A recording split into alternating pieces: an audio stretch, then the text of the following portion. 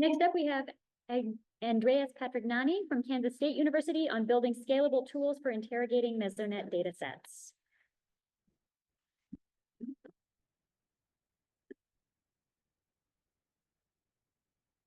Can I take this?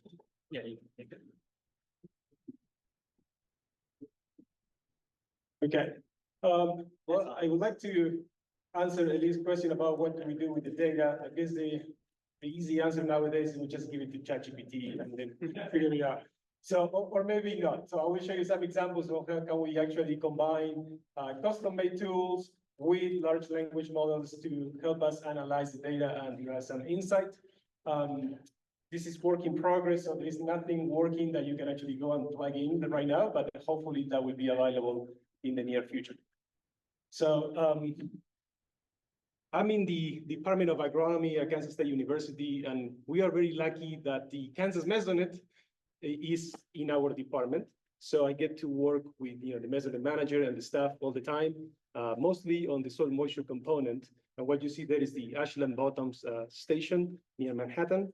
And the idea is to look at all the variables that we are collecting. So we have close to 90 stations right now across the state. The network is growing fast. The idea is to have 105, so basically one station per county. We are collecting data every 5 minutes, hourly, daily, and we have close to 100 variables that are being collected for every single station. We have atmospheric variables, we have soil variables, we have the raw data from the sensors, then we have the data that we make available to end users. And then we have to do a ton of, develop a lot of tools for collecting the data, quality control, tools for filtering the data, filling missing values, doing the data analysis, developing decision support tools. So there's quite a bit of programming or effort that goes behind the scenes. And this is not just for the Kansas Mesonet. We have all these Mesonets that they are dealing with the same problems, and they all have to reinvent the wheel every time they deploy a new station or that a new network starts to show up in the map. So it would be nice if we have the tools that we are all using, that they are available to everyone. So if you start a new network or something like the Chronos that Tyson was mentioning, now he has to do all this work again to process the data. But it would be nice if we have a source for all these tools that people developing new stations or new networks that they can use, whether they are research grades or tier 1 or tier 3, particularly for those that are tier 2 or 3 that they may not have the resources to access all those tools. Maybe those that we are working with tier 1 networks, we can actually make those tools available. So here is the motivation a little bit. You're probably familiar, I think Toby was just mentioning about APIs, these application programming interfaces, basically a way for two computers to communicate. Right now we can say start date, end date, station name. We send a request to a server and we get the data back. That's an API. So there is something new that is coming up. Well, actually, this is a hot topic for 2024 and 2025, which is called a model context protocols. This is the equivalent to an API, but it allows large language models to communicate with a server to request, instead of data, they request for tools that they can use to further analyze the data. These are domain-specific tools. So, things that were developed for a specific application that these large language models now they can use to further process, data. These MCPs can be hosted locally in the case of dealing with sensitive data, or they can also be hosted in a server, like OpenAI or Amazon Web Services for other people to access. So you don't have to install anything if you can actually share sometimes the data. You can also request the tools that you want to use and the sequence that the large language model will need to use these tools to execute the code. So you can also get a set of instructions on how to do that. Let me show you how it works. So we have a user, to be ourselves. We have to set a prompt of what we want to do, and we submit that to the large language model. It's called ChatGPT, but it can be any other model. And this model also has access to a wide range of tools that we create. So this large language model will get the prompt, will get tools as inputs, and then it will try to find out whether it knows the answer to the, to the prompt of the question that you ask. If the answer is no, then it will try to, select one of the tools from this, toolkit, and then it will apply that tool to the data set. We'll get the output, and then it will feed that back into the large language model, and it will ask the question again, do I know the answer to the prompt? If the answer is no, then it will keep repeating this cycle.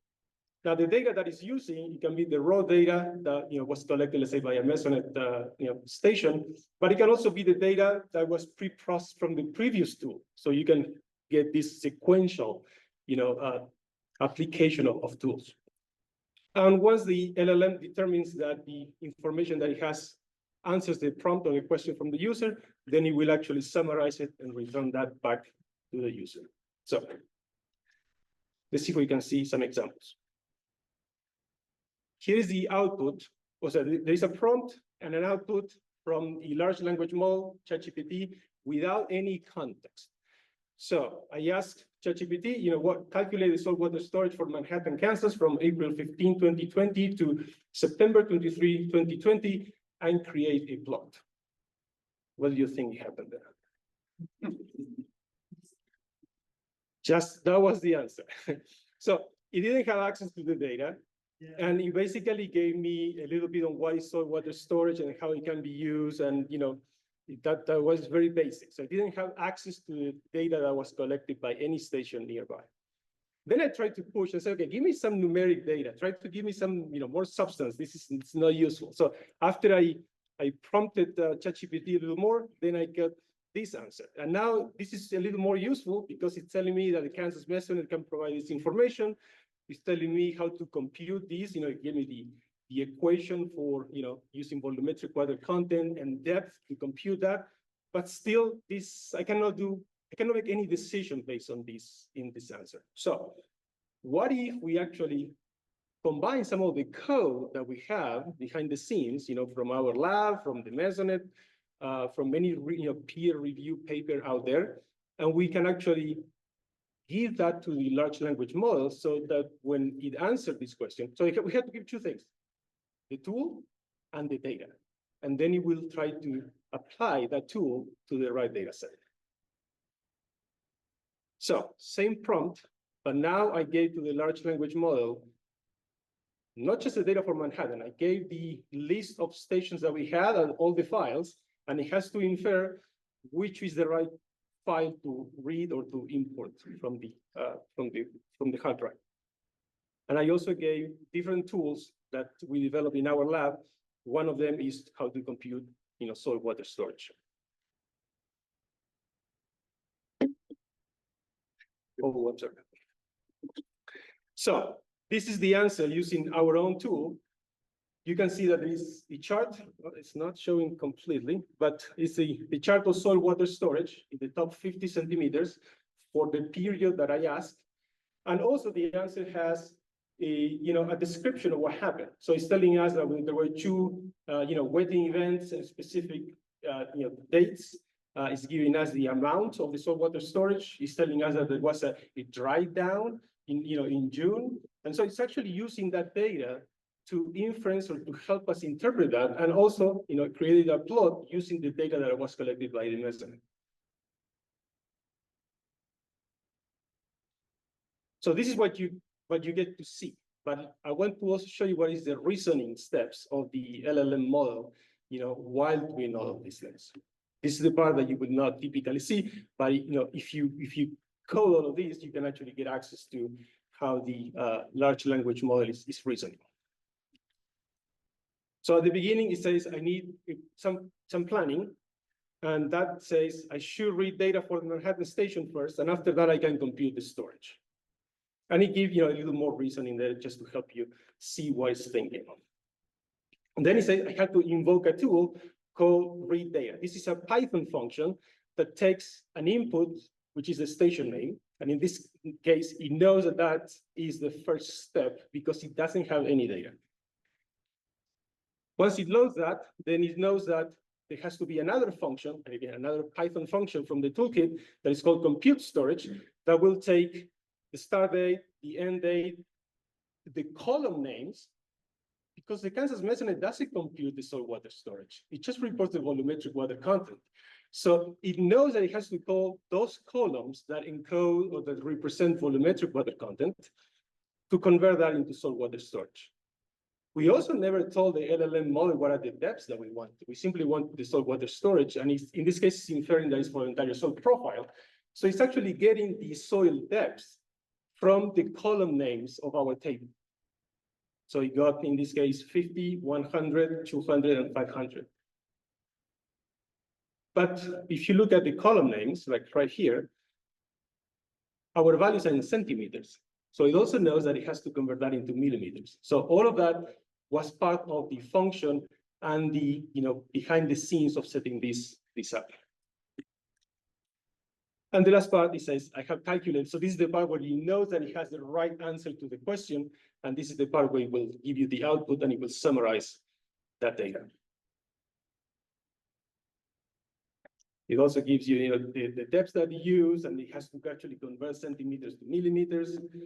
And it also tells you a little bit what the representation of water storage is.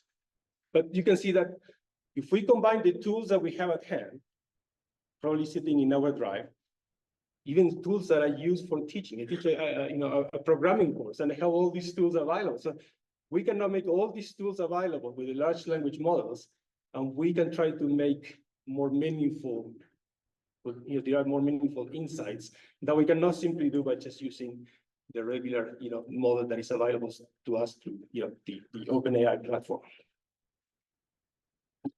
Here is another one. One of the most common things that people request from the Mesonet is the growing degree days. So there is a function that computes what is the growing degree for a specific station. And in this case, I also ask, estimate the growing degree days for winter wheat from October 15, 2024 to April 15, 2025 for Tribune, Kansas, and create a figure. In this case, I didn't give the model the data for Tribune, but I gave a function to compute what is the nearest station or the distance. So it had to figure out what is the latitude and the longitude for Tribune. It had to go and then find out that there wasn't a station or the data set for Tribune, but it used the latitude and the longitude to estimate what is the closest station by. Then it loaded that, and then it computed this. Now, the default temperature for winter wheat is typically 0 degrees Celsius, but the one that we have in the function is about 10 because it's for corn. So it also knew that it had to change that for winter wheat. And the answer that we obtained is also pretty interesting because it relates that to some comments regarding the phenology of the crop. It's telling us that there is a dormancy stage during the winter because of many days have a growing degree, growing degrees of 0. Basically, the crop was unable to accumulate any temperature. So it's also helping us to provide this agronomic, context. So what I just show you is what we started doing. Everything is one single agent that is called now. It's an assistant that gets access to. So an agent is a large language model that has access to context and data and tools, and it will do something domain specific.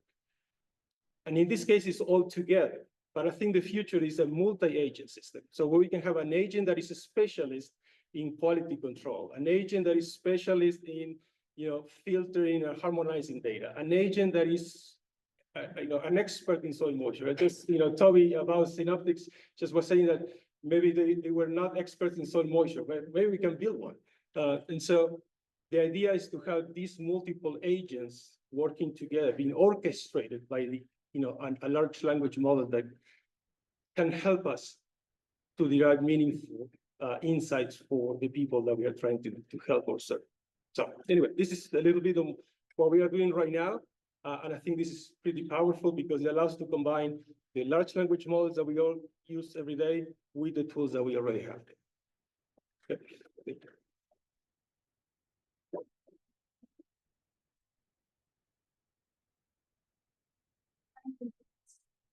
questions. I see. Right. Yes, this is really interesting stuff. You can go back to your flow chart.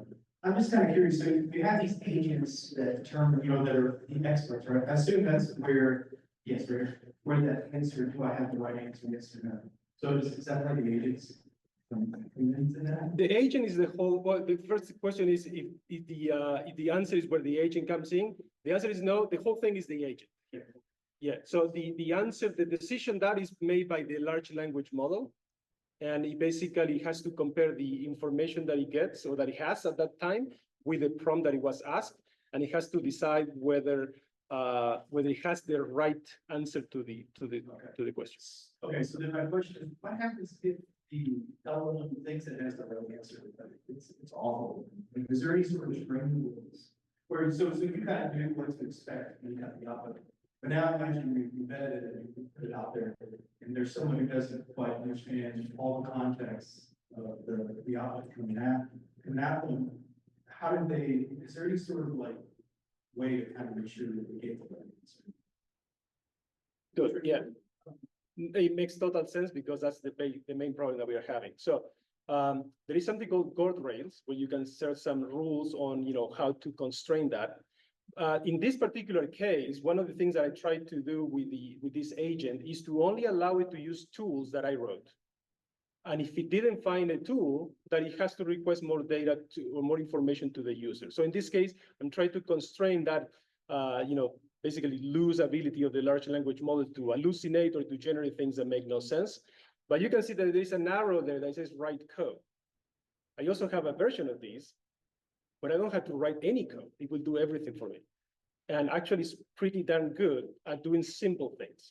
So you can also say, if you don't know what to do, you have two options. You can ask the user for more information just to make sure that I get the right tool. Or if you are asking me for a tool that I don't have, but would you like me to give it a try, I can actually write my own code and then reply back to you. But the thing that we're implementing right now that I'm playing is constraining the LLM model to only use tools that I wrote. It doesn't have the ability to do anything else. So in that case, I'm limiting. So if you're asking for, I don't know, the probability of a freezing event on day of the year 3, right now, it will not answer to you. It will not say, maybe I could try to do this or that, but it will not give you an answer. Yeah. All right, we need to move on to the next speaker. Thank you so much.